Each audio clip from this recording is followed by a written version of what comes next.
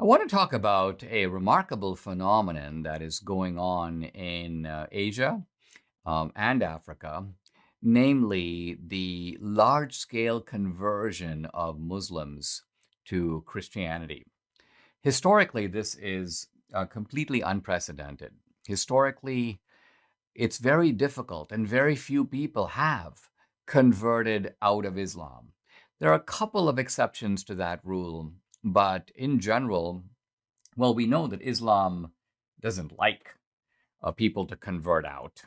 In fact, if you think of the old line about the Hotel California, you can check out anytime you like, but you can never leave. That applies to Islam. You can't leave. And you can't leave to become an atheist, and you can't leave to become a member of another religion. In both cases, it's considered not just losing your faith, but apostasy, betraying the Muslim people. And it's been punishable by imprisonment or beatings, or in some cases, even death. Remember, for example, the fatwa that was put on Salman Rushdie, the writer, because he was seen as a sort of apostate to Islam. So this strategy of making it difficult, if not impossible, to convert out has historically stopped Muslims from doing it. And there, as I say, are a few exceptions to this rule. In 16th century Spain, once Catholic monarchs got a hold of Spain, they established preferential treatment for Catholics, and they essentially expelled the Moors, the Muslims, from Spain. Now, there were some Muslims at that time who converted to Christianity in order to be able to stay in Spain, but that's an historical exception. Even as late as the 1980s, a missionary wrote a book called 10 Muslims Meet Christ. And while the book focused on 10 Muslim converts, it was very clear from the book itself that this is extremely rare. It's really hard to get a Muslim convert. So, like, I found 10. Let me tell you about their stories. But now, interestingly, in many countries, not just in one particular place, in Algeria, in Albania, in Syria, in Kurdistan, in Egypt, you have Muslims converting to Christianity. In fact, they're converting to Christianity in such numbers that there's even a name for them. They're called MBBs. Pastors call them MBBs, meaning Muslim background believers. Believers, Christian believers who come from a Muslim background. How many converts? No one knows exactly for sure. But from the Muslim side, you have had complaints. There was a complaint by a guy on Al Jazeera who said that by his count, 6 million Muslims are converting to Christianity each year. Think about that. That's a huge number. Traditionally, Muslims have gained forces by conquering.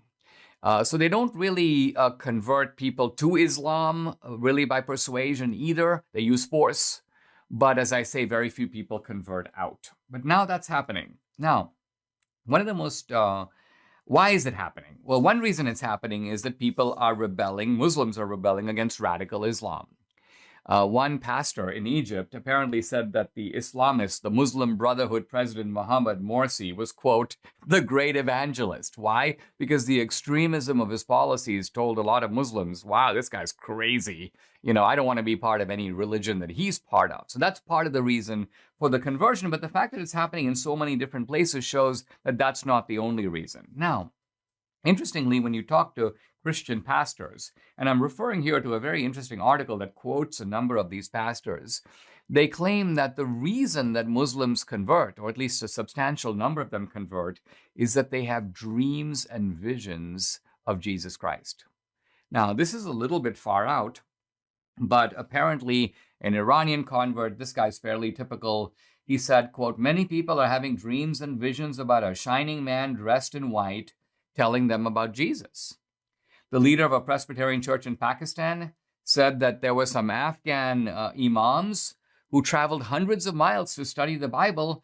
And when he was asked, well, why are they doing that? He goes, quote, dreams. Christ appeared to them in their sleep. And then a Colorado pastor who conducts classes in Arabic via the radio and the internet, he goes, virtually all my students came following dreams. There's a missionary named Michael Stallwork, and he is a missionary in Frankfurt. And he said a veiled woman came up to him. He thought it was a beggar. He was about to give her money, but she goes, are you the imam? And he said, well, I'm not an imam, but I am the pastor of this church. And she said, well, in that case, you are the right man. God has commanded me in a dream to go to the big church on the market square and ask for the imam, meaning the priest, to tell me the truth. So I think what I find fascinating about all this is that these people who are having dreams, now Christ is a prophet in Islam. He's called Isa. But interestingly, in these dreams, these Muslims are getting the clear idea that it's not Isa, that it's in fact the Christian Christ that they need to be following, and following through the mechanism of the Christian Bible and the Christian church. It's a little bit hard to know what to make about this, but I think it's thrilling for us as Christians to see that Muslims, who are the hardest people in the world to convert, Islam hasn't really lost the force of its original revelation. I don't entirely know what to make about these strange visitations and dreams, but they seem to be real enough to the people who have them to suggest at least the possibility that God is doing some remarkable work in the world through Muslims, pointing them to Christianity.